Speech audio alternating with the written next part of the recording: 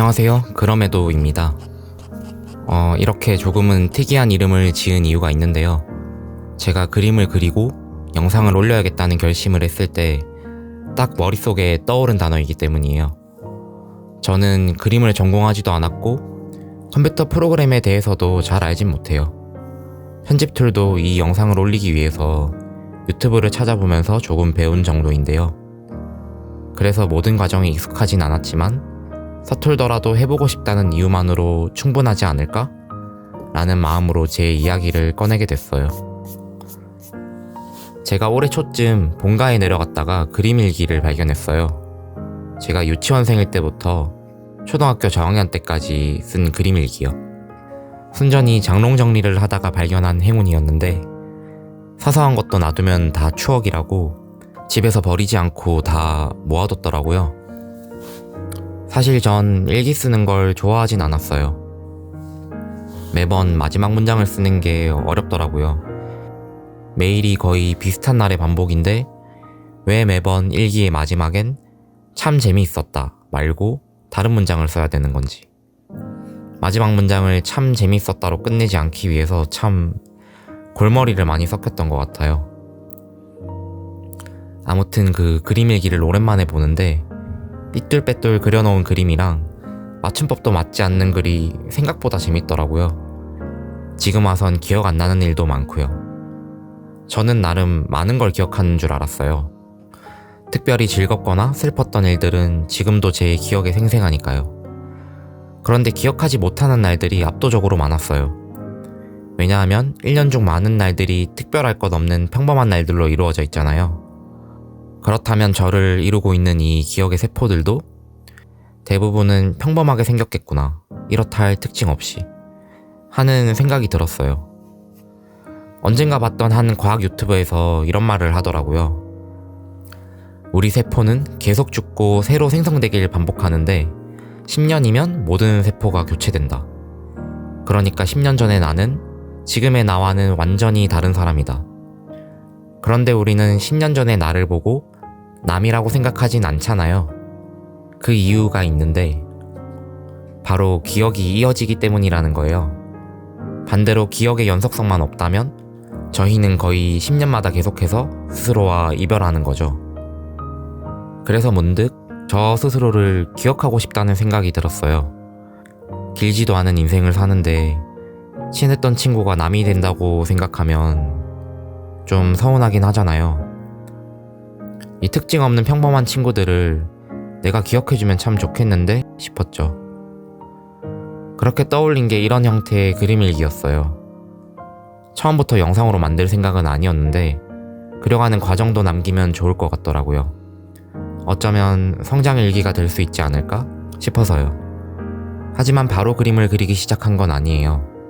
초등학교 때 잠깐 수채화 정도를 배우긴 했지만 너무 오랜 시간이 지났고 사람이랍시고 그려본 건 만화책을 보면서 한 낙서 몇 번이 전부였거든요. 그 낙서조차도 아예 안 한 지 10년이 넘었는데 처음의 결심이랑은 다르게 하기도 전부터 이런저런 변명을 떠올리고 있더라고요. 솔직히 말하면 아무것도 모르는 상태로 그림을 그린다는 게 망설여졌어요. 지금의 나는 순수함이랑은 거리가 멀고 시간이 흐른 만큼 보는 눈은 높아졌으며 스스로에 대한 잣대도 엄격해졌으니까요. 눈치를 보게 됐다는 말이 맞을지도 모르겠어요. 최소한 이 정도는 해야 되지 않을까? 라는 생각에 혼자 움츠러들게 되더라고요.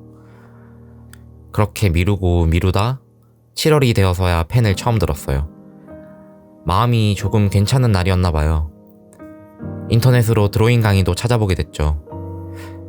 와, 그런데 확실히 전문가는 다르구나 싶었어요. 여기까지는 오케이. 그런데 댓글에 달린 다른 사람의 그림도 하나같이 잘 그렸더라고요. 같은 사진을 보고 그리는데도 제가 그린 그림은 참 나쁘게 말하면 초라하고 좋게 말하면 귀엽더라고요. 물론 제 그림이 실망스러웠던 건 아니에요. 오히려 당연한 거죠. 쏟아부은 노력의 시간이 다르고 재능이 다르고 한국에 5천만 명의 사람이 있는데도 같은 사람은 없으니까요. 다만 뭔가 막연한 느낌이 들었던 것 같아요. 마라톤에 처음 나갔는데 다들 나보다 잘 뛰는 것 같고, 괜히 나 말고는 다들 선수 같고, 아직 갈 길은 먼데 시작도 전부터 위축되는 느낌? 잘 그리게 되려면, 내가 만족할 수준이 되려면 얼마나 많은 시간이 필요한지 그건 알 방도가 없으니까요. 그래도 그냥 그렸어요. 하루, 이틀, 한 달이 되고 2달이 되고, 때로는 하루에 5장도 그리는가 하면 마음이 가지 않는 날은 1장도 그리지 않을 때도 있었어요. 그리다가 그리지 않다가를 반복한 거죠. 그러다가 어느 날 그림을 그리는데 문득 내가 굉장히 편안한 상태구나 지금, 이런 생각이 드는 거예요. 무슨 말이냐면 저는 잡생각이 되게 많은 편이거든요. 잡생각이라고 하면 좀 그렇긴 한데 이런저런 상상으로 마음을 좀 편하게 두지 못하는 타입이에요. 그런데 그림을 그리는 동안만은 제가 온전히 거기 몰두하고 있는 거예요. 그때 그런 생각이 들었어요. 그랬지. 내가 하고 싶었던 건 이런 거였지.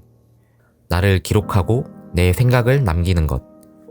그 과정을 통해서 나를 기억하는 것. 그래서 어느 정도 잘 그리게 되면 업로드하자 라고 했던 생각을 다시 들춰보게 됐어요. 이 어느 정도 잘하게 된다라는 기준이 참 애매하더라고요. 내 마음에 들면, 다른 사람이 칭찬해주면, 10명에게 물어봐서 6명이 좋다고 하면, 내 마음에 드는 순간이란 건 얼만큼 잘 그렸을 때 오는 거지? 누군가가 이 정도면 됐어 라고 정해줘야만 할 수 있는 것도 아닌데 나 스스로 너무 올가매고 있는 건가? 그래.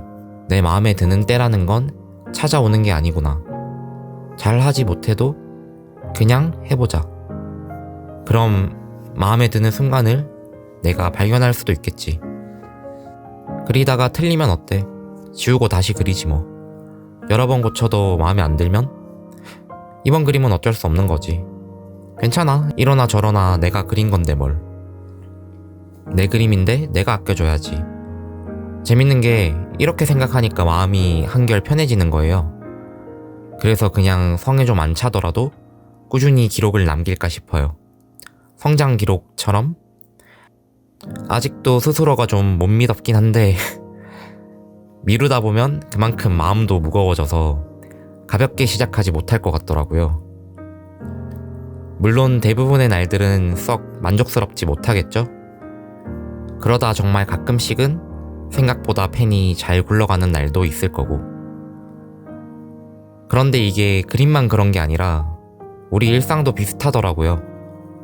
대부분은 마음에 들지 않더라도 가끔 찾아오는 선물 같은 날도 있는 거니까 뭐 크게 다를 거 없구나 하는 생각이 들었어요. 그러니까 내 마음에 들지 않는다고, 뜻대로 되지 않는다고 선을 찍찍 그어버리진 않으려고요. 일기라는 건 원래 서툰 거잖아요. 천천히 채워나가려고요.